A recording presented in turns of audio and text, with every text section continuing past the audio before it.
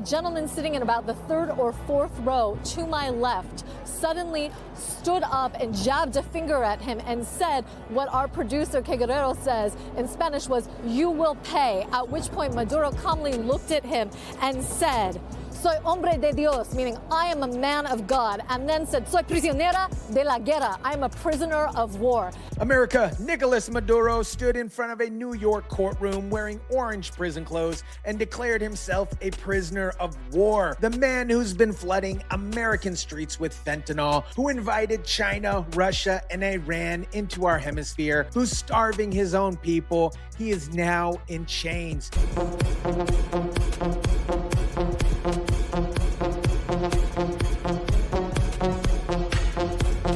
But check this out. The same Democrats who cheered when Obama bombed Libya for 7 months without asking Congress are losing their minds because Trump captured a narco-terrorist using the exact same legal authority. The hypocrisy here is absolutely stunning. Obama overthrows Gaddafi and turns Libya into a failed state with open slave markets. Absolute crickets here. Trump captures a drug trafficker who killed hundreds of thousands of Americans, and suddenly, it's an unconstitutional invasion. Why does China need their oil? Why does Russia need their oil? Why does Iran need their oil?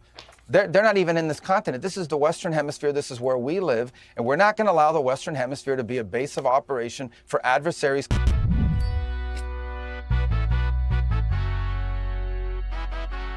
What is up, guys? Tyson DeLaCruz here. Thank you so much for rocking with me. Let me show you what's really happening here, because while American socialists are protesting in the streets, actual Venezuelans are celebrating their freedom for the first time in decades. Let me take you inside the New York courtroom, because what happened there was absolutely unprecedented in American history. Nicolas Maduro walked in wearing a standard issue orange prison garb under a navy V-neck t-shirt. This man, who once illegitimately ruled Venezuela like a king for years and is now standing before an American judge like every other criminal. This was unlike anything I have ever seen. I've never seen a head of state in a U.S. courtroom before as a defendant. When the judge asked him to confirm his identity, Maduro tried to launch a political speech. He wanted to tell everybody that he was kidnapped, that he's still the illegitimate president, and that this is all illegitimate. But the judge absolutely wasn't having it. Cut off Maduro, told him that there'll be time for that later in the proper legal motions. Put aside what he was wearing, put aside that he is wearing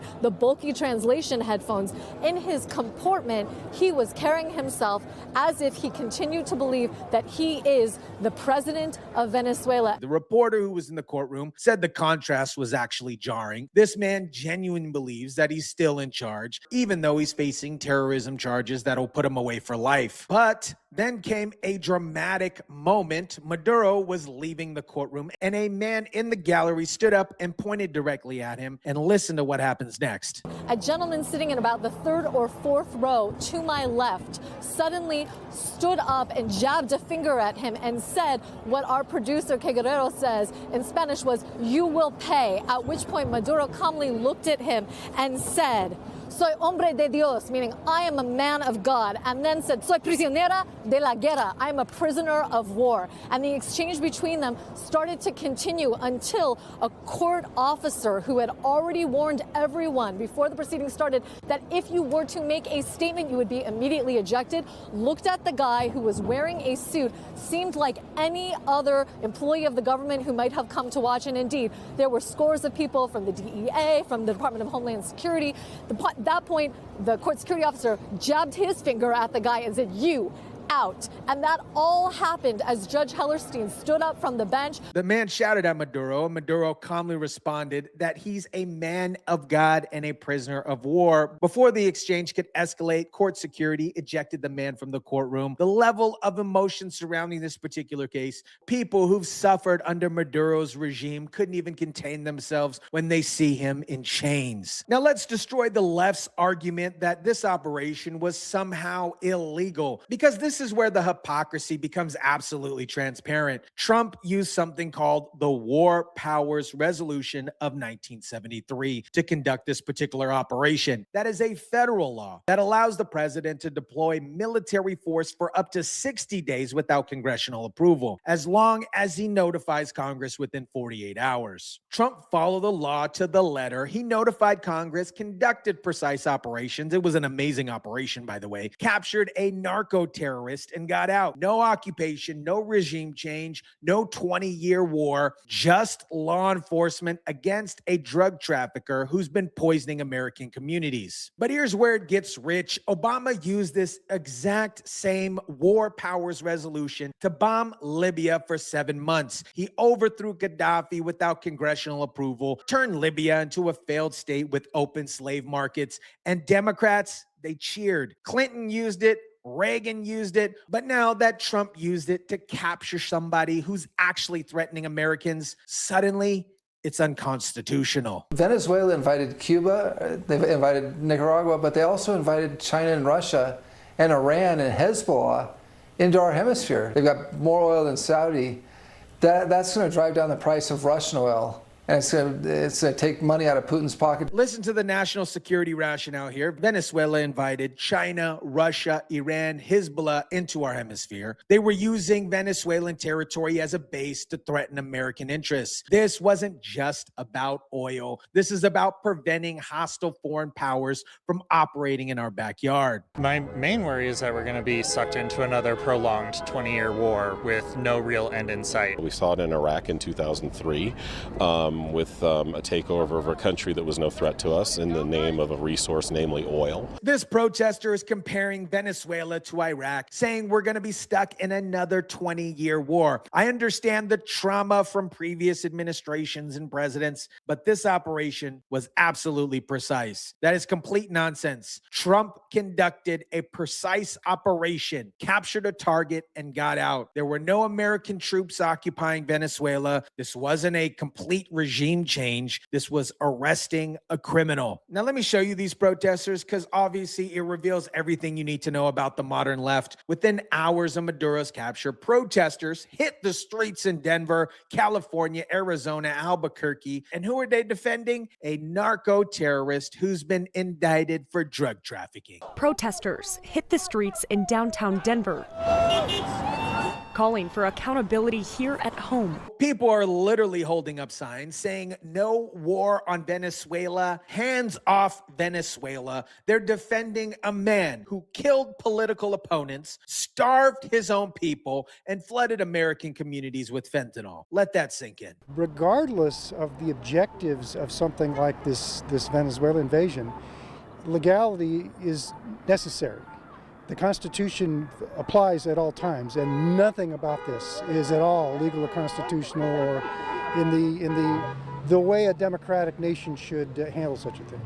We're out here to say that we're not going to stand for that. This protester in Arizona is calling it an unconstitutional invasion. Where was this concern for the Constitution when Obama was bombing Libya? Or the concern when Clinton was doing it to Bosnia? These people obviously don't care about legality. They care about opposing Trump no matter what he does. Now listen to this protester's logic because it's absolutely stunning. And while Maduro really is not a good guy, he's a terrible dictator, I don't think that Trump is going to help their people. I don't think that's his intent here. Did you catch that? She admits that Maduro was a terrible dictator, but she's protesting his capture because she doesn't trust Trump's motives. So let me get this straight. Even when Trump does something objectively good, capturing a narco-terrorist, they oppose it because of who's doing it. That, my friends, is not principle. That is something called Trump derangement syndrome. Now, let me show you the complete opposite reaction. Actual Venezuelans who lived under Maduro's regime or have family members who currently do. Because while privileged white American socialists are protesting, Venezuelans are celebrating in the streets. Cheers and celebration erupted as word spread of President Nicolas Maduro's capture. Houston is home to the second largest Venezuelan population in the country. Many told us this moment represents something they never thought they'd see. Hope of returning home, reuniting with loved ones, and finally turning the page after years of uncertainty. Many of the people will return. I will be able to visit Venezuela again, which is something I haven't done in the last 14 years. I never thought that I would see this happen. Listen to what she's saying. She hasn't been able to visit Venezuela in 14 years. 14 years of exile because Maduro made her country unlivable. And now she's finally seeing hope that she can go home and potentially reunite with her family. The contrast couldn't be clearer. Actual Venezuelans who suffer under Maduro are celebrating this capture, while privileged American leftists who never experienced life under a dictatorship are protesting in the streets, calling it an illegal invasion is absolutely backwards. Now, let me show you a bigger strategic picture here because Maduro's capture is potentially just the beginning. Cuba has been surviving entirely off Venezuelan oil money. With Maduro gone, the lifeline is cut off. And Trump knows exactly what's about to happen. Cuba always survived because of Venezuela. Now they won't have that money coming in. They won't have the income coming in. Are you considering U.S. action in Cuba? We're not. I think it's just going to fall. I don't think we need any action. Trump is saying Cuba is ready to fall on its own. They don't need military intervention. Just cut off the money from Venezuela and watch the regimes collapse. That's pretty strategically brilliant. Why risk American lives when you can just cut off their funding and let gravity do the rest of the work? Colombia is very sick too, run by a sick man who likes making cocaine and selling it to the United States.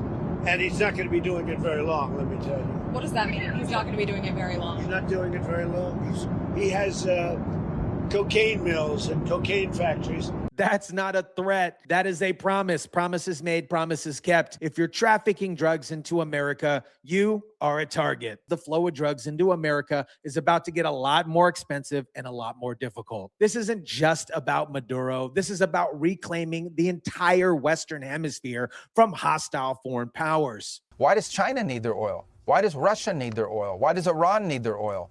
They're not even in this continent. This is the Western Hemisphere. This is where we live. And we're not going to allow the Western Hemisphere to be a base of operation for adversaries, competitors, and rivals of the United States. Initially, I was on the fence about Rubio, but he has proven a key player in the Trump administration. This is the Western Hemisphere. This is where we live. And we're not going to come from outside our hemisphere, destabilize our region, and make us pay the price for it. The Western Hemisphere belongs to the Americas, not to China, not to Russia, not to Iran. Venezuela invited all three of those adversaries to establish operations in their backyard, and Trump just shut it down. And here's what the left doesn't completely comprehend. This isn't just about oil. We have plenty of oil in America. This is about preventing hostile foreign powers from using Venezuela as a base to threaten American interest. China was using Venezuelan oil. Russia was using Venezuelan territory. Iran was using Venezuelan banks. All that just ended with one precise operation. America, what we're witnessing is a complete transformation of U.S. policy towards Latin America. For decades, we have watched our socialist dictators partner with China, Russia, and Iran to undermine American interest in our own hemisphere. We watched as drug traffickers poisoned our communities while hiding behind claims of sovereignty. We watched as Cuba survived on Venezuelan oil money while oppressing their people. All that just ended. Trump used the War Powers Resolution. This is the same legal authority that Obama, Clinton, and Reagan used to conduct a precise operation to capture a narco-terrorist dictator. Maduro is now sitting in a New York jail cell next to Diddy, wearing orange prison garb, facing terrorism charges that will keep him locked up for life. This is